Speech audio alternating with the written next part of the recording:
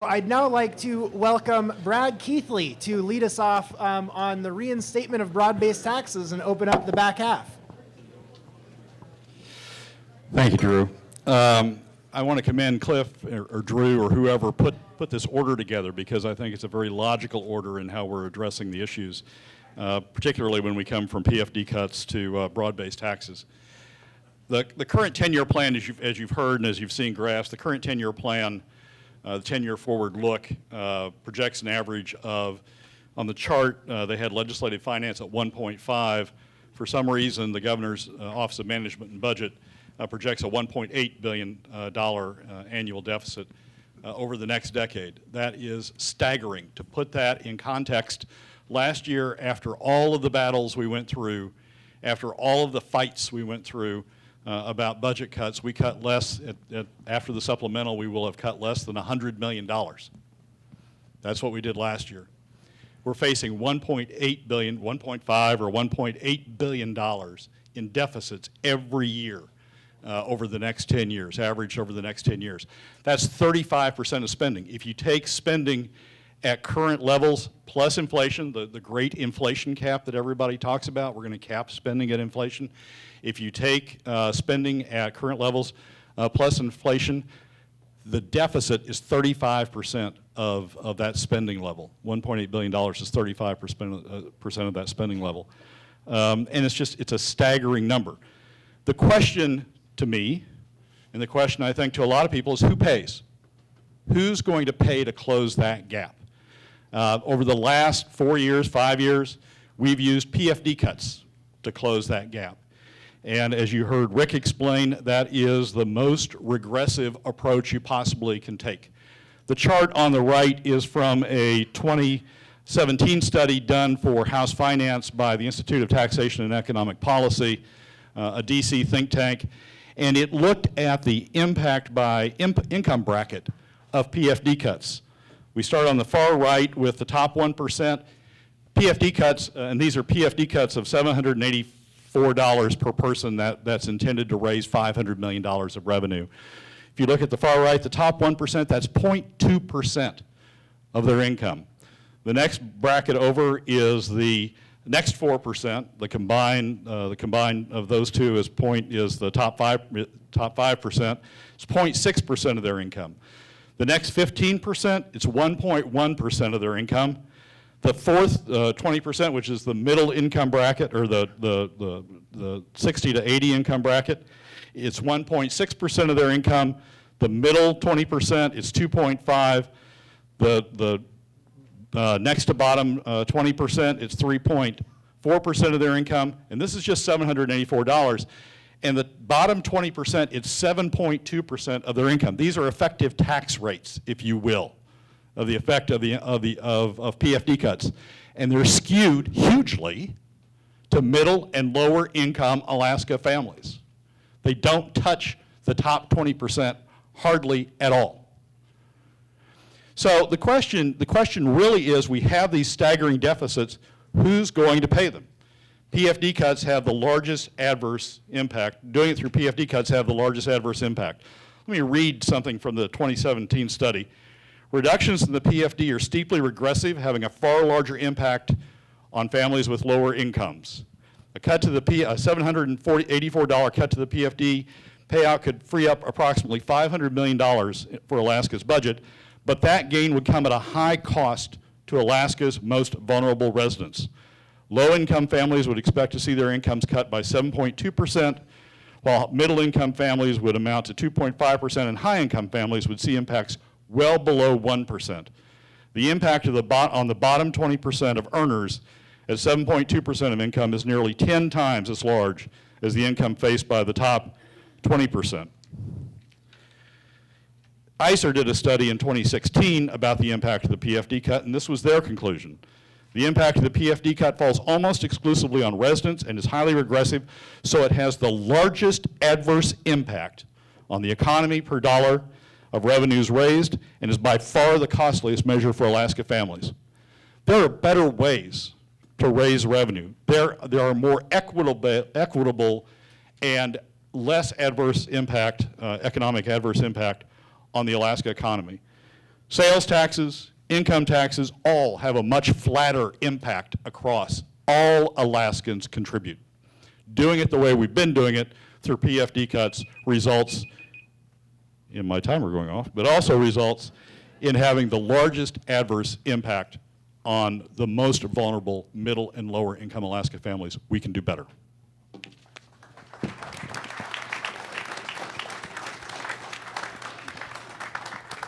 Thank you very much, Brad. And I'd now like to welcome Tim Harper up to speak on behalf of the opposition.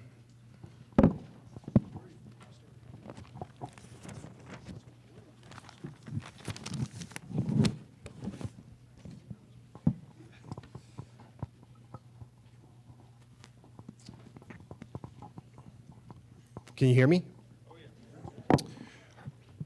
My name is Tim Harper. I'm a lifelong Alaskan. I've lived here my entire life. I've been through the crisis in the 80s, the high oil prices, low oil prices, and I have a really unique perspective. I've worked in corporate finance for various institutions here in town. I work for the Department of Revenue as a non-petroleum economist. As a petroleum economist, I was on the AKLNG Finance Committee. I ended up studying asset optimization of the state's financial assets during that time. I am opposed to broad-based taxes because there are significant revenues available to the state that have not been tapped into yet. Yeah, I can do that. Thank you. Mom, you were right.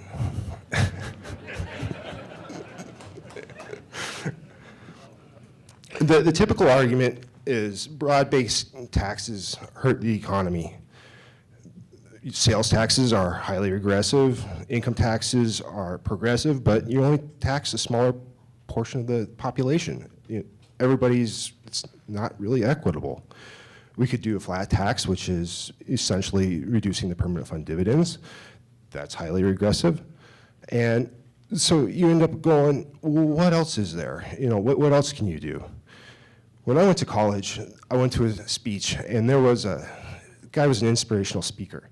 And he stood there, and he did a painting, and each of these paintings represented famous people. The last painting he got to, he botched, or so it appeared.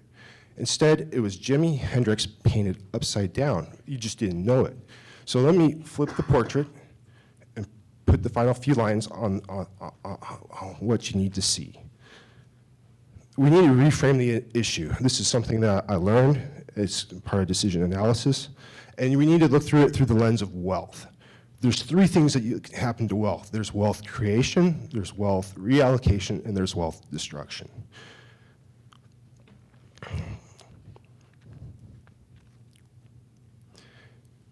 Permanent fund spending, if we were to exceed the PMV draw for it, would be a wealth destruction mechanism.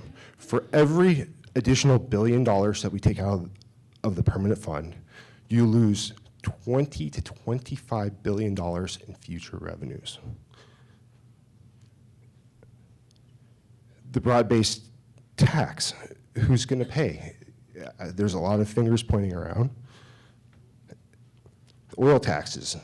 This is doubling down on what already hasn't worked. Our system is highly unstable, and it's not because it's not capable of generating huge amounts of revenue. It is. We've seen that before. And I think we collected $12 billion in 2012. It was on the earlier slide. So what we're really talking about is the risk profiles of all the different state revenues and how they interact in the system. And because our system's so unstable, it creates these issues that we're talking about here today. So when you look at the system and you look at the permanent fund, you realize that there's a mechanism there to act as a stabilization device. And there's more that we can do with the fund beyond just macroeconomic stabilization.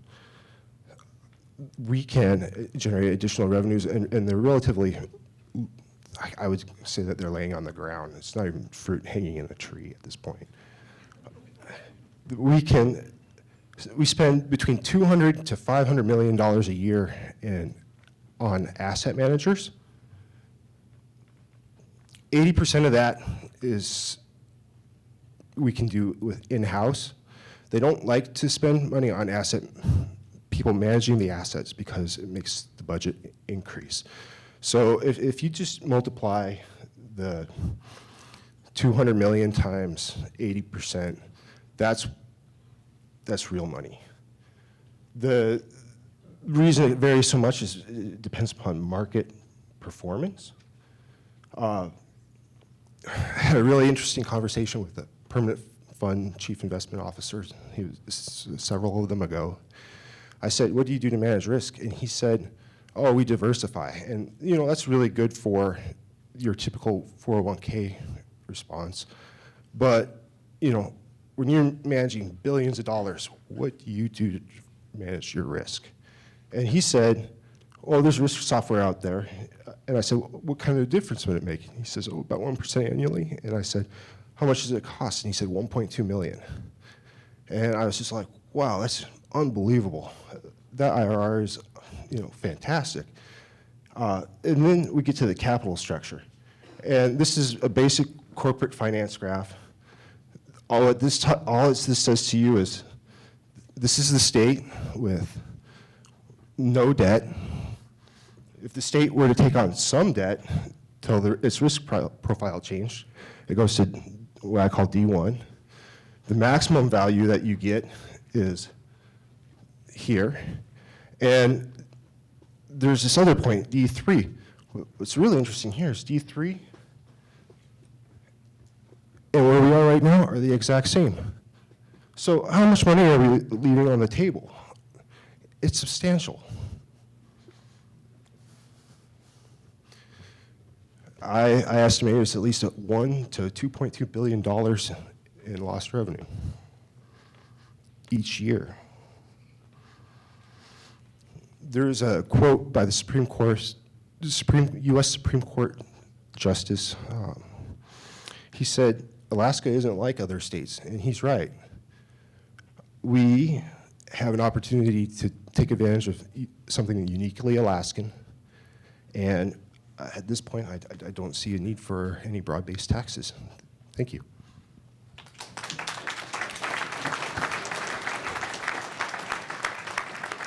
All right, so I've got a couple of questions here. For Brad, are you at all concerned about Alaska losing its sort of tax-free status? Do you see any unique benefits associated with being the only state in the union that doesn't have broad-based taxes? And do you think there's sort of any economic impacts separate just from the imposition of the tax of sort of losing our lone wolf status as the one state you can go and not pay any income taxes or state sales taxes or anything like that? No, it's the reverse. We've seen the cost to Alaska of not having broad-based taxes and not having all Alaskans participating in government. And that cost is we're staring $1.8 billion of deficits in the face per year over the next 10 years. We need to get Alaskans engaged, all Alaskans engaged. Part of the problem with using PFD cuts is the top 20% aren't engaged. They don't care. It's not a significant share of their income. They're not concerned about budget cuts. They're not concerned about going in and finding efficiencies because they're not paying for it. So a broad-based tax, sales tax, income tax, engages all Alaskans in their government. We start to push back on spending. We start to push back on policies that may help some segment, but are not justifiable across statewide. So I think it's the reverse. I think we've lost as a result of not having a broad-based tax and engaging all Alaskans in the Alaska budget. Well, the audience seems to think that makes a pretty good question for Tim Harper. So if we do sort of successfully change our asset management, is there any sort of moral hazard with the government continuing to spend money that not really many of our friends and neighbors ever had to pay? If people don't have skin in the game, are we going to go back to spending on things that make somebody's brother-in-law feel good? So the only reason that we have a permanent fund is because of the dividend checks, right? I mean, as we know it today, I think that that protects the fund. So I don't think you can segment the population. It has to be all-inclusive. The issue becomes when you look through the wealth lens and you want to look at, for new sources of money, do you just want to reallocate wealth, or do you want to bring in fresh dollars into the system?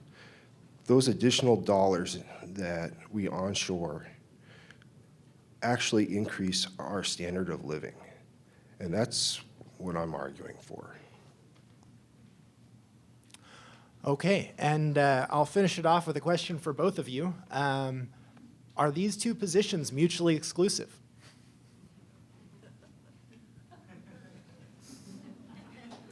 You mean, can we have taxes, broad-based taxes, and not have broad-based taxes? What's not mutually exclusive? Let me try it this way. I thought it was a cute question that came up on a card. I'm taking it they meant it in terms of, Tim says we can get everything we need from restructuring the way that we invest the 60 billion plus we've got in the bank. And you're saying that it's real important we have broad-based taxes. Could we reinvest and get most of what we need and then spend even more with some taxes? Look, if there's $1.2 billion in money that we're not getting from permanent fund investments, the next program that we need to have up here is Angela Riddell standing up here and explaining why that is. That'd be great. If there's $1.2 billion in revenue that we're not getting out of the way we invest the permanent fund, we ought to go after that with a heartbeat. But frankly, I think the permanent fund is fairly well run. And I think the investment profile of the permanent fund is a fairly good one, and I don't think, and I honestly don't think there's $1.2 billion there. So the question is, who's going to pay the deficit? And I think again that it should be all Alaskans contributing toward the cost of the state, not doing it in a way that shoves the costs down to middle and lower income Alaska families and letting the top 20% off the hook.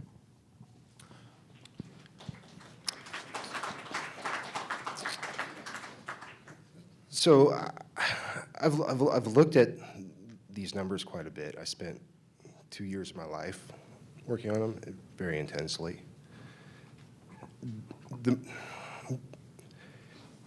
There are significant revenues that are untapped, and this is a short list. There's more. For example, if we had the $17 billion back that we had in the SBRF and the CBRF, we could have lended the money to the permanent fund and captured those earnings there where they would have been more sustainable. So there's options about how you sleeve risk. There's options about where you raise capital from. There's options about how you approach risk in the management of the fund. The fund is very well managed. They actually make more off of their private equity investments than we receive in petroleum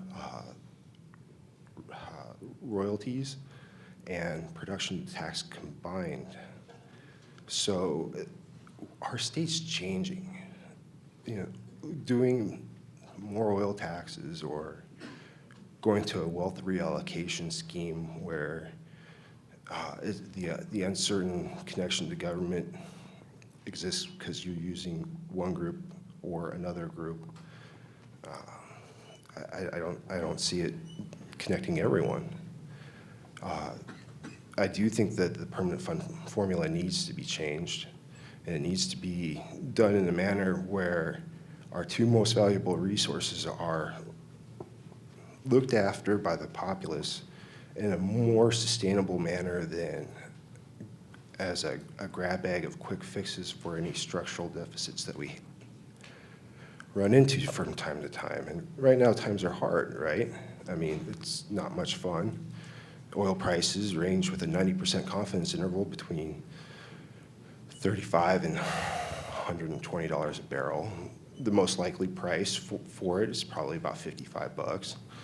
And if you think about that distribution, it tells you it's highly skewed. And when you run that simulation across the production tax, the results are anywhere from 100 million to 2.5 billion, and the most likely outcome is $300 to $400 million. And it's not because, you know,